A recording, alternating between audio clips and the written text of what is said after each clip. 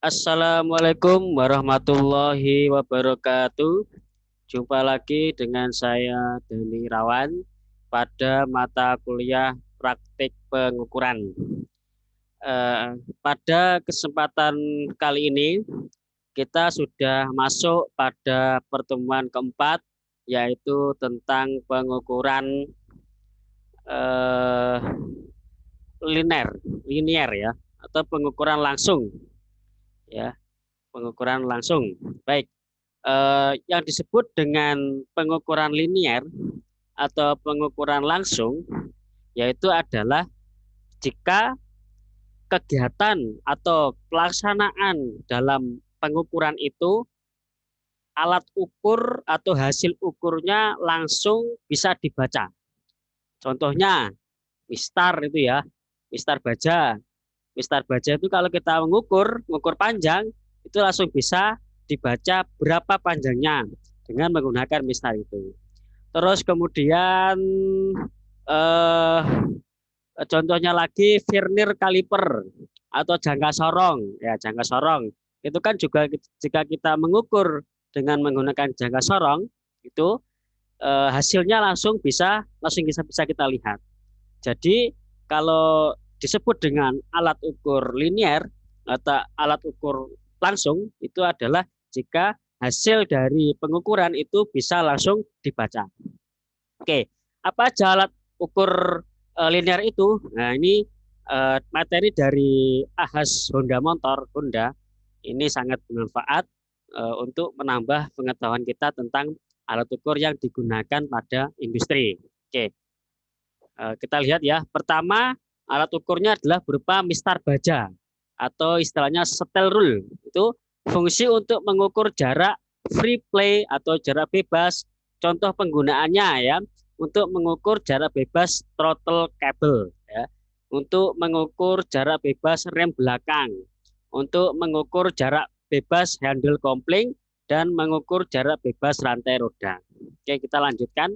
Oke, yang kedua adalah filler jog. Nah, filler jog ini juga bisa langsung dibaca karena di sana sudah tertera berapa ketebalan dari filler tersebut, gitu ya. Fungsinya untuk mengukur keregangan atau clearance, contoh untuk mengukur renggang klep, untuk mengukur renggang pompa oli. Oke. Terus berikutnya ini adalah identifikasi jenis-jenis alat ukur ya untuk celah katup berbagai macam produk sepeda motor miliknya Honda. Oke. Terus kita lanjutkan. Nah, ini sama. Oke. Terus ketiga adalah jangka sorong atau disebut dengan vernier kaliper. Ini fungsinya untuk mengukur benda kerja bagian dalam atau luar, benda bertingkat atau kedalaman benda kerja. Ini ketelitiannya 0,02 atau 0,05 mm. Oke. Eh, ini adalah bagian dari jangka sorong gitu ya. Ini ada in sit jaws. Ini untuk mengukur diameter dalam. Ada outside jaws ini untuk mengukur diameter luar. Ini ada step yaitu adalah apa itu tulisan ya, untuk tulisan atau landasan. Terus kemudian ada skala utama, ada skala vernier ya. Kemudian ada depth bar ini untuk mengukur kedalaman. Oke. Ini sudah ada keterangannya ya. Oke. Terus kemudian cara mengukur ya, nanti ada outside jaws untuk mengukur apa itu diameter luar, ini seperti ini caranya. Terus ada inside jaws ya seperti ini ya, ini untuk mengukur keluar. Kemudian ini adalah depth bar untuk mengukur kedalaman. Oke, kita lanjutkan contoh jangka sorong ketelitian 0,02 mm. Oke, untuk mengetahui ketelitian dari sebuah jangka sorong maka bisa Anda lihat pada setiap barisnya ini ya. Jadi 0 ke 1 itu adalah seharusnya kan 10 ya, 10 jaraknya 10, tapi karena ini ada 5 berarti 10 dibagi 5. Berarti ketemunya 2 atau 0,02 mm. Oke, seperti itu ya. Untuk skala Vernirnya. Oke. Kita lihat hasil pengukurannya adalah 9. Ini ada angka 9. Terus kita lihat di sini mana yang berimpit. Yang berimpit adalah di angka misalkan di angka ini, ya. Maka kita tinggal saja skala Vernernya adalah 13. Jadi kalau kita lihat ini kan 0 sampai 1 5. 1 sampai 2 kan 5, berarti kan 10. Ini 3, berarti 13. Lah, 13 ini dikali dengan 0,02. Jadi hasil kurnya adalah 9,26. Oke, seperti itu. Kita lanjut jangka sorong penelitian 0,02 ya. Sekarang 0,05. Kalau 0,05 kita lihat apa itu hasil pengukurannya itu dikali dengan 0,05 mm ya. Jadi setiap jarak ini kalinya adalah 0,05. Contoh, ini angka 0 berimpit dengan skala utamanya di angka 9. Terus kemudian skala Vernernya ini berimpit di angka 3 ya. 3 ya. 1 2 3. 1 2 3. Oke, hitungannya di sini 1 2 3. Kemudian dikali 0,05 hasilnya adalah 0,15. Jadi ini adalah 9,15. Oke, kita lanjutkan. Ini 0,05 lagi ya. Skala utamanya berapa? Ini skala utamanya adalah misalkan 16. Kemudian skala yang berimpit 7 ya. 1 2 3 4 5 7 ini berimpit dengan skala utama, maka 7 dikali 0,05 hasilnya adalah 0,35 sehingga 16,35. Oke. Berikutnya adalah offset mikrometer. Ini offset mikrometer berfungsi untuk mengukur benda kerja bagian luar atau diameter luar dengan ketebalan 0,25 mm sampai 25 sampai 50 mm dan 50 sampai 75 mm. Oke. Seperti ini bentuknya, nanti untuk jangka sorong di mikrometer ada pembahasan tersendiri. Oke. Fungsi untuk mengukur benda kerja dengan lebih teliti pada bagian luar bentuk kubus, persegi panjang, bujur, sangkar atau bulat ya. Ini offset mikrometer. Terus batas ukur mikrometer yang sering dipakai itu mikrometer 0 sampai 25 mm. Itu mikrometer untuk mengukur benda kerja dengan jarak maksimum 25 mm. Terus yang kedua adalah mikrometer 25 sampai 50 mm. Itu untuk mengukur benda kerja dengan jarak maksimum 50 mm dan mikrometer 50 sampai 75 mm itu untuk mengukur benda kerja dengan jarak maksimum 75 mm. Oke, ini bagian-bagian dari mikrometer. Ada frame ya, ada anvil, ada spindle, kemudian ada slave, ada timbel. Slave ini adalah tempatnya angka, tempatnya komanya tadi. Kemudian timbel juga nanti ada skalanya juga. Ada clamp itu untuk mengunci, ada frame cover itu adalah bodinya ini, ada red cat ini adalah untuk memutar ya, untuk maju mundurkan timbel dan slave ini. Oke. Skala slave itu adalah seperti ini ada 50 sampai 55, 60, 85 seperti ini. Terus itu skala slave itu bisa disebut dengan skala diam ya, dengan nilai angka nominal angka satuan. Skala bagian atas nilai tiap ruasnya 1 mm. Skala bagian bawah dengan nilai tiap ruasnya adalah 0,5 mm. Jadi ini yang atas ini adalah 1 mm, yang bawah ini adalah setengah mili ya. Oke. Terus ada skala timbel ya. Skalanya berputar ke kiri dan ke kanan mengikuti gerakan proses pengukuran dengan nilai angka desimal. Skala timbel terdiri dari 50 ruas ya. Tiap ruas itu ukurannya 0,01 mm. Skala berputar satu kali itu berarti 0,01 dikali 50 ya. Kalau dia berputar satu kali itu berarti 0,1 kali 50 berarti 0, mm. Bergeser satu ruas skala bagian bawah dari skala slab. Oke, ini racket yaitu adalah untuk berputarnya, itu 4 adalah pengunci untuk mengontrol tekanan mikrometer saat menjepit benda kerja sampai berbunyi klik ya. Jadi kalau racket ini sampai bunyi klik itu baru benda kerjanya bisa dilakukan pengukuran. Oke. Terus perhatikan ini ya, jangan memutar tangga mikrometer lebih dalam setengah anvil dan spindle mikrometer menjepit benda kerja yang sedang diukur. Gunakan raket untuk mengontrol tekanan mikrometer ini ya. Jadi kalau sudah bunyi klik satu kali sudah, jangan diklik terus gitu ya. Itu gunanya untuk mengontrol benda kerja. Oke, terus sekarang ke kalibrasi. Periksa dan pastikan mikrometer telah dilakukan kalibrasi, garis angka 0 skala timbel harus lurus, garis angka 0 skala slab saat spindle dan afil bertemu dan raket berbunyi klik satu kali pada mikrometer dengan 0 sampai 25 mm.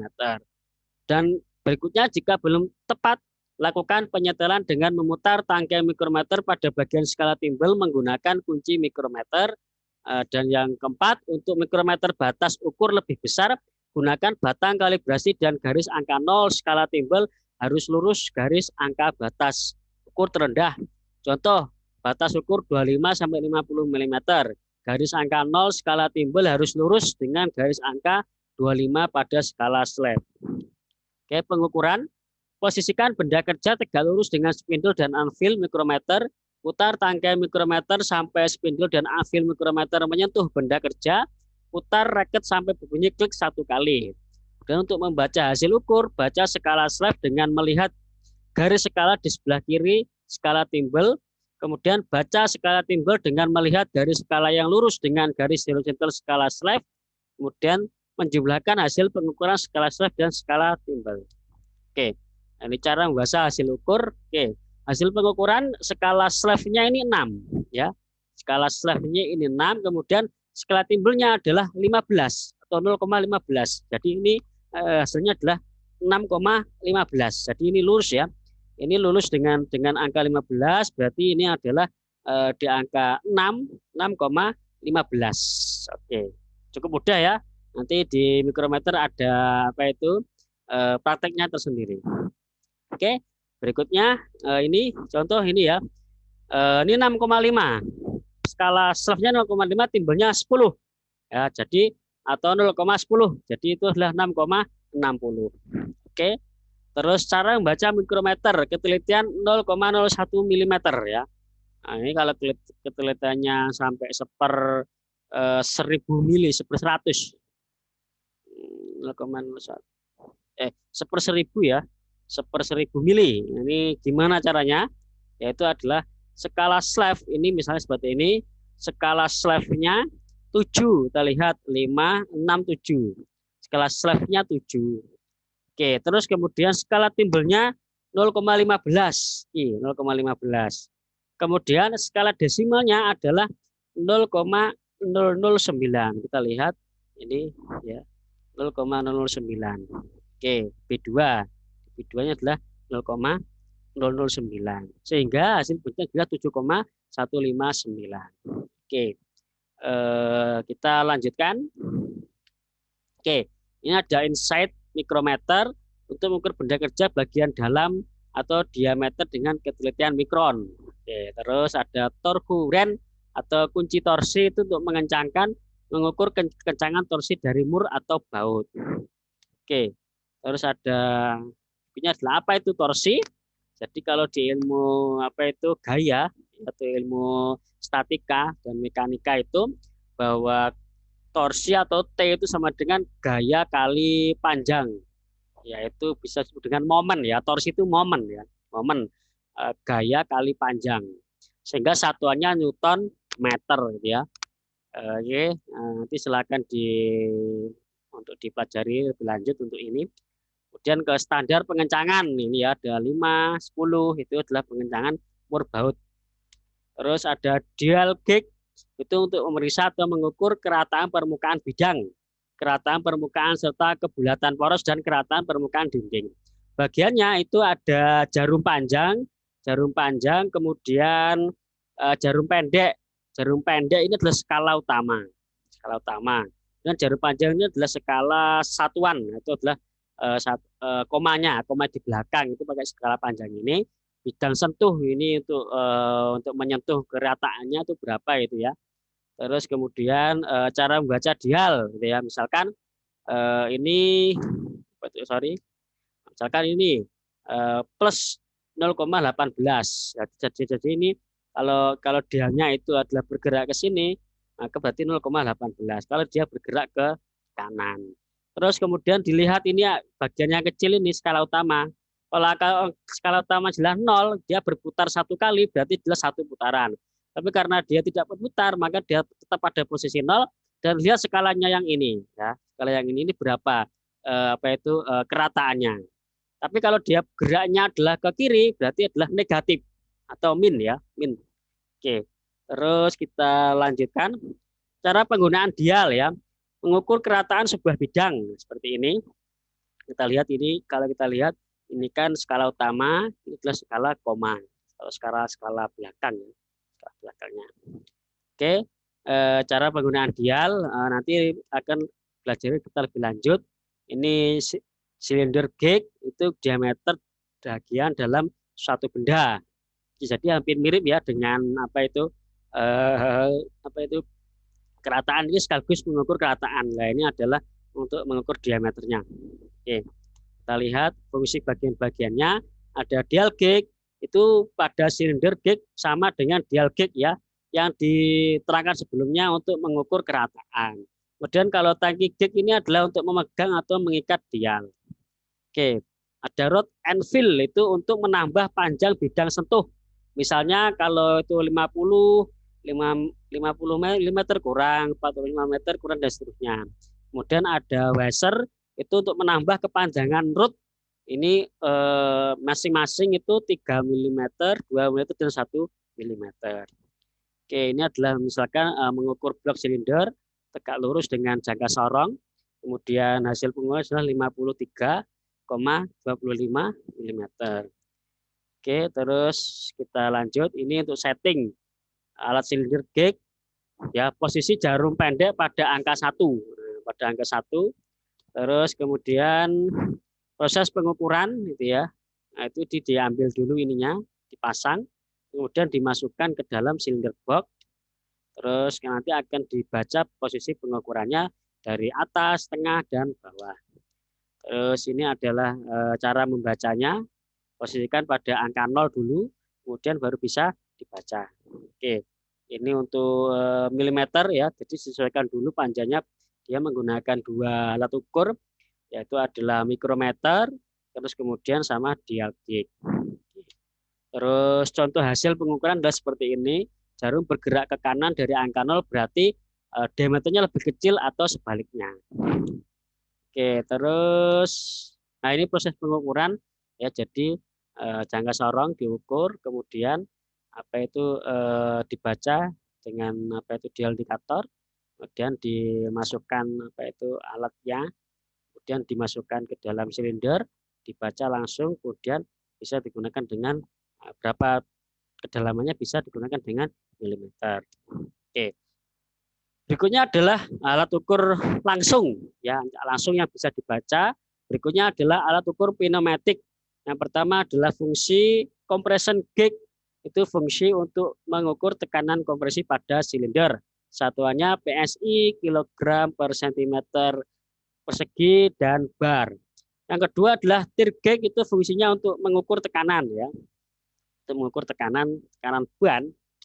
Yaitu sini tear gauge, tekanan angin atau tekanan ban ya. Terus ini adalah ukur multimeter. Ini untuk mengukur AVO ya. AVO itu berarti ampere. Ampere itu berarti arus. V-nya itu voltase. Voltase berarti adalah tegangan. Dan O itu ohm. Ohm berarti adalah tahanan. Oke, ini adalah multimeter yang pakai digital. Oke, terus pengukuran ya, hambatan, baterai, kemudian ada tahapan pengukuran, ada posisi saklar. Ini cara masangnya. Oke, terus berikutnya adalah bagaimana cara perawatannya. Tidak dibenarkan menggunakan yang tidak sesuai dengan fungsinya.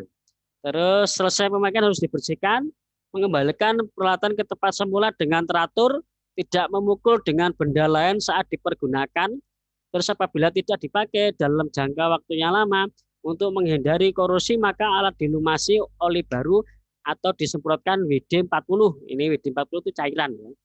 Terus penggunaan obeng harus sesuai dengan ukuran mulut kepala baut.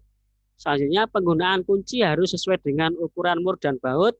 Penggunaan palu harus sesuai dengan fungsinya.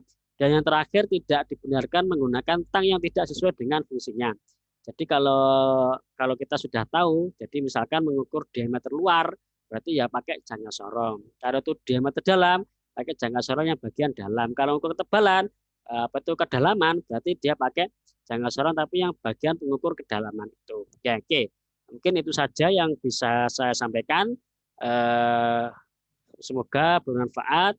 Sampai ketemu minggu depan. Assalamualaikum warahmatullahi wabarakatuh.